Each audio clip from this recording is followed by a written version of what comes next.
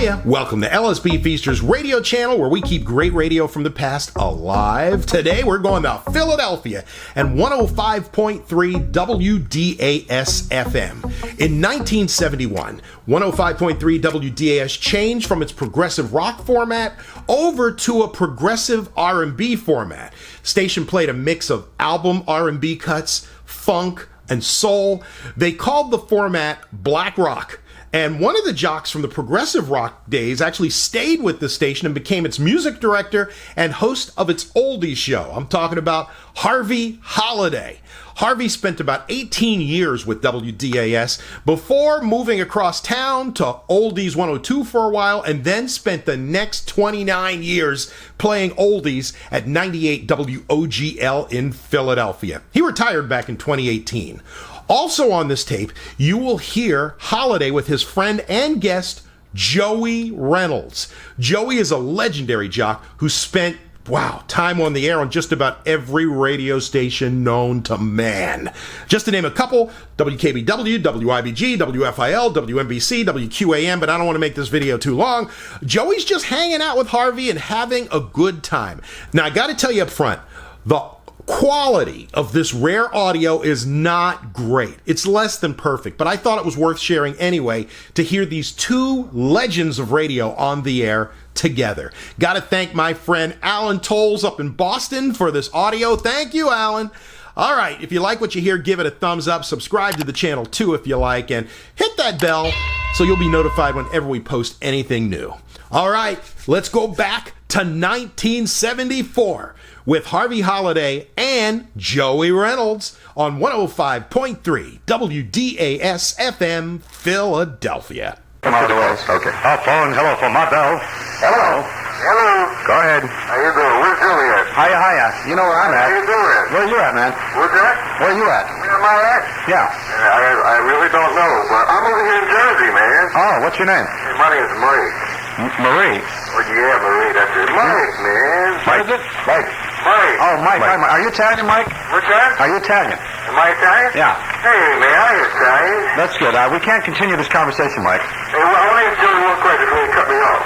What's that, Mike? I want to know if he's going to do the Royal Order of the Night People. That's up to Harvey. It's his show. All right, you got it. Could have fooled me. You want to come over and get it? No, I don't have it here. You don't have it there? No, maybe you should get it to Harvey, and I can. No, I can't do it tonight. You'll never make it over here by 12. So I guess we can't do it. I don't have the music with me. Whatever idiotic thing. I'm not into that anyway. That's 1970. This is 1974. We're into a new bag. I'm 10 years after. I'm a group.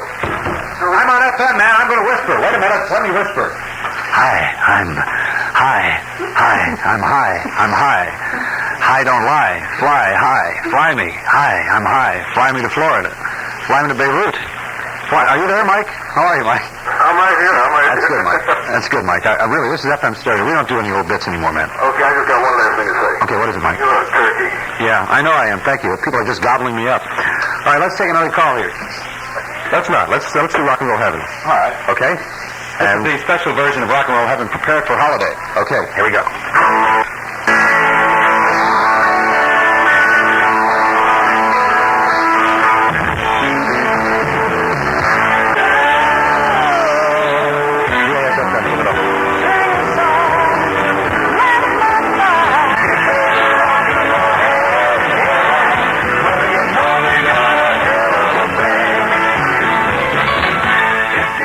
I enjoyed that. Are they allowed to show Deep Throat here?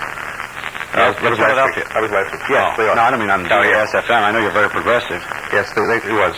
They have a double feature, The Devil and Mrs. Jones and Deep Throat. Oh, they're allowed to show that here, though, huh? Yes. Yeah, because in the South, the Ku Klux Klan is, the Klansmen, in true form, are, they still have the Ku Klux Klan. I just did a show in Richmond a couple of weeks ago, in Richmond, Virginia.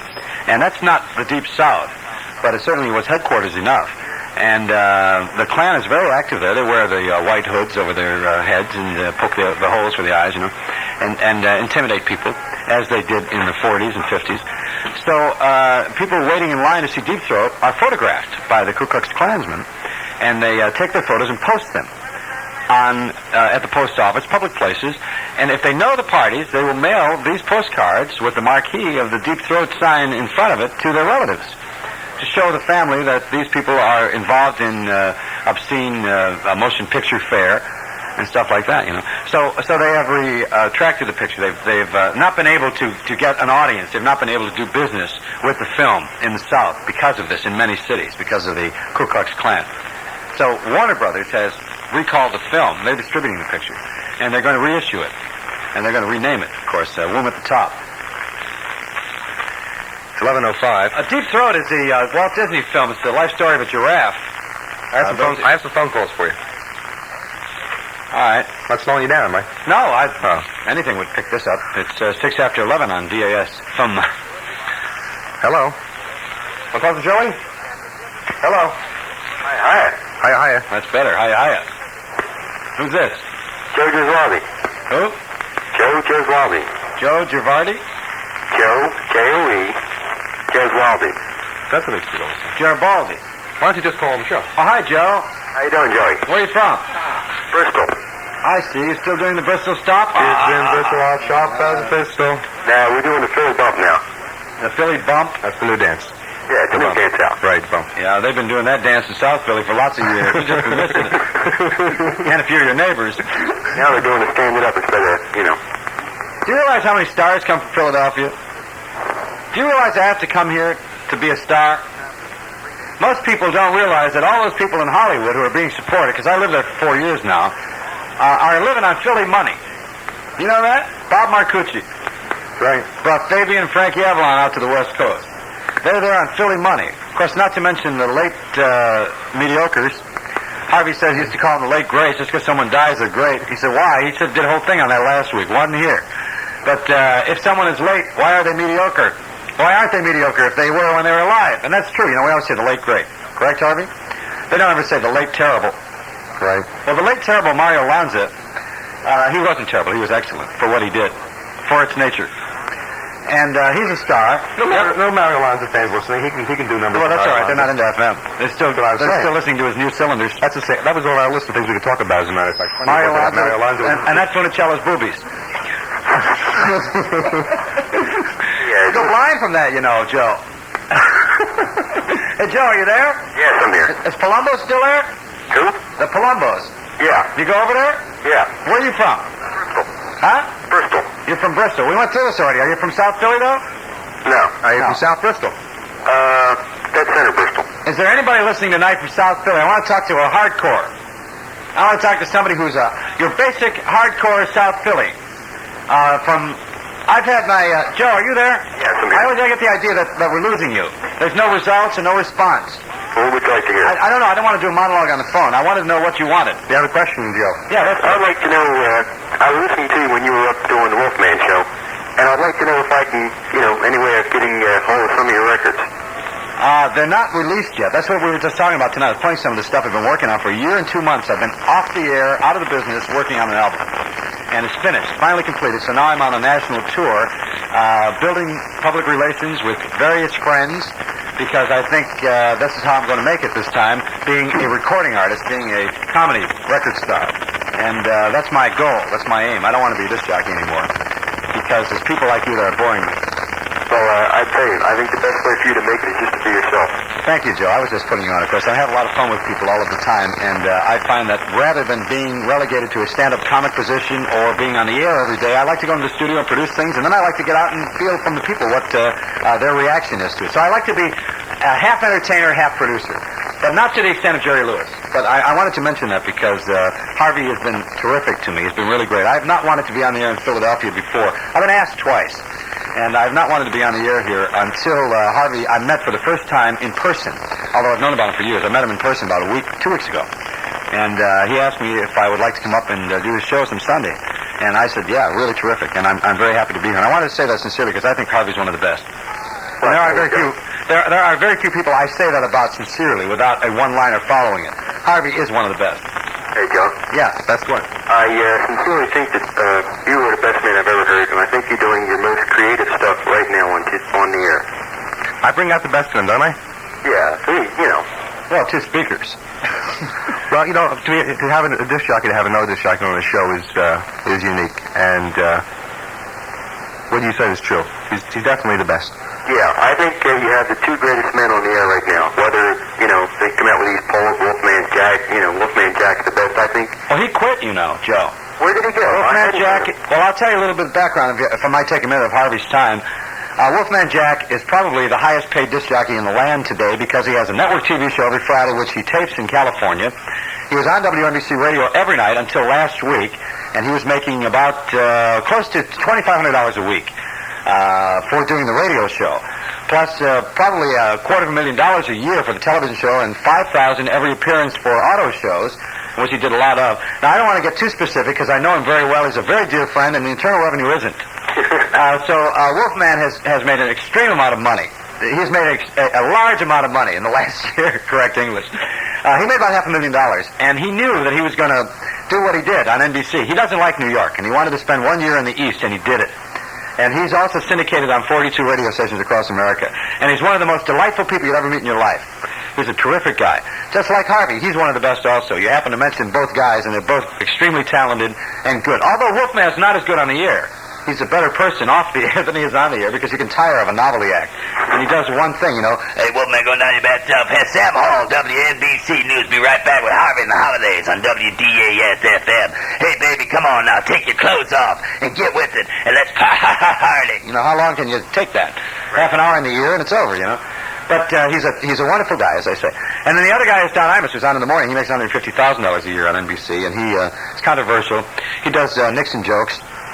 Nixon never was funny to me. I can't think of a Nixon joke. I thought I'd mention that. Are you there, Joe? Yes. Or do we click you out there? No, I'm still here. Okay. Well, anyway, thank you for calling. It's really been fun, and I appreciate you bringing up a couple of things I wanted to hear. My ego is very flattered. Do you think you'll be getting on the air in the area? I am on the air in the area. I mean, like permanently. With my friends. I don't want to do a regular disc jockey show all the time. You sure you won't change your mind? I'm positive, except if I have to. The East Coast is a big favorite. Well, poverty speaks. Poverty dictates. I went to the unemployment office, and I had a hard time finding out what kind of work I was out of. So, who knows?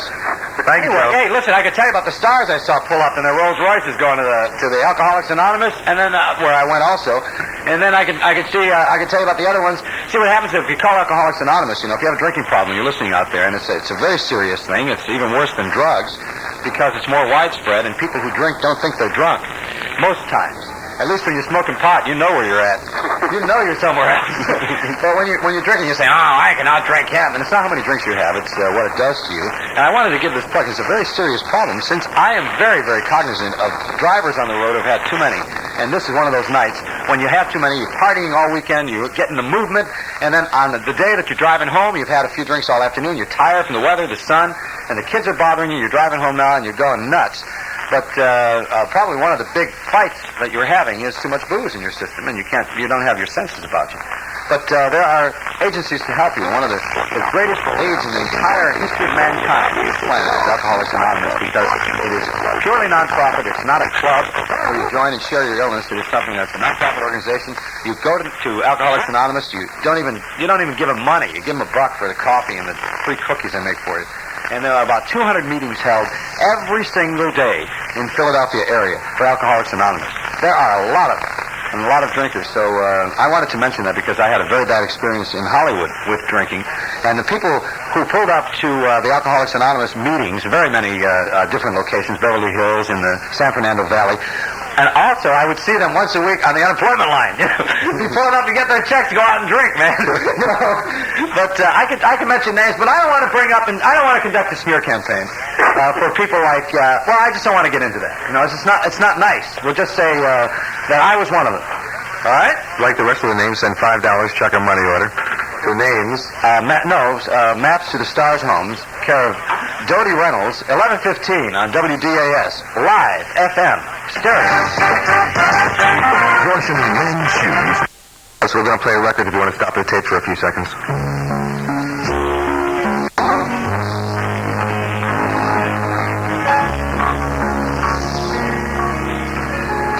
I don't know how to introduce it. That's Jerry Butler for Your Precious Love.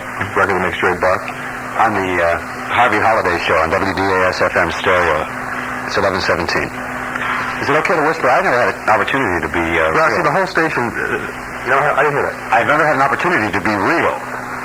without someone cueing me. I've always had producers, directors, engineers, someone saying, play this, do that. No, this particular show, this 5-hour segment, is different than the rest of the station. They play the albums over there, the new Marvin Gaye. I keep my records locked up during the weekend.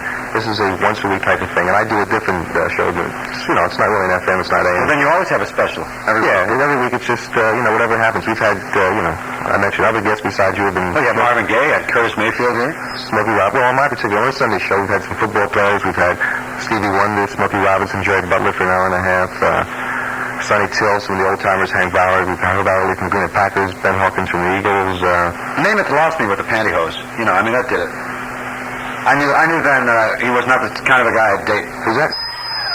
Excuse me, was that feedback? No, that's just the warning. The bottom Bob Klein's line, right? Now the Bob Klein line. Here we go. Yeah! Another jock dead. On arrival. This is Butterball with Joey Reynolds. Yeah, where is Butterball, anyway? He's probably at the racetrack. Where is he? I haven't seen him since he bought a Cadillac. Which one? That's the trouble. See, everybody here at the station was driving Cadillacs. There's Jimmy and Louise. Jimmy Bishop, Louise Bishop was driving a Cadillac. Butterball was driving a Cadillac. This is years ago, and everybody driving around. It got to be a joke. You run into a guy, and the guy says, where do you work? And the guy said, man, I work at WDAS. He said, yeah, how do you like it? Oh, man, it's great. I got a new car. He said, yeah, what kind? He said, blue. But that's the way it went. I did, for the comedy album, a takeoff on the old philosopher, Eddie Lawrence, years ago. Right. And also, Eddie Lawrence combined with Dickie Goodman. Dickie Goodman does all of those oldies records. The Flying Saucers used to be Buchanan and Goodman. They were two disc jockeys. Dickie was primarily a record promoter. He is still in New York making these things twice a year. Half the year is spent in court, the other half in promoting disc jockeys and playing his takeoffs. He takes the chart records and tags one-liners with them. I wanted to do them in a funny fashion. I wanted to do them in a controversial fashion. And as I told you, I never met a Nixon joke I liked. Never met a Nixon I liked. I've been answering you, Mark. Yeah, I never heard him say a single word, and Pete King will fall. I have never heard a Nixon joke that I liked. But I did do one on this cut. And I don't know. I think Nixon, the same old gas, that kind of... I just cannot think of anything that's funny by Nixon, but on this cut, I do one Nixon joke, and I'm debating whether to edit it out or not before the album is released. But this is the Oldies philosopher, we call it. Hiya, hiya, hiya. Bobby from Hollywood. This is the Oldies philosopher with a souvenir for 1, 2, 3 o'clock, over o'clock, 6, 7 o'clock, 8 o'clock, 10, 11 o'clock, 12 o'clock. Jingle bell, jingle bell, jingle bell rock. I wonder.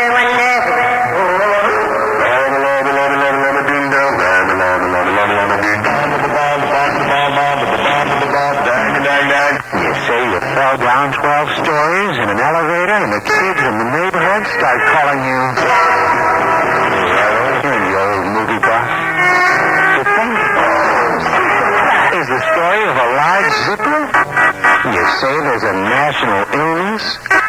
Marlon Brando has a wounded knee, and Martha Mitchell is suffering from deep throat. Not to mention Dickie. Ding-a-ling. Your boyfriend arrives from Chicago in a trunk. Here's a Malibu Boo. Beach freaks. You say you and your boyfriend go to the beach every summer. You bury each other in the sand. And next week you're going back to dig them up. You say you put your tooth under a pillow. You find a fairy in your bed in the morning. And there's no money.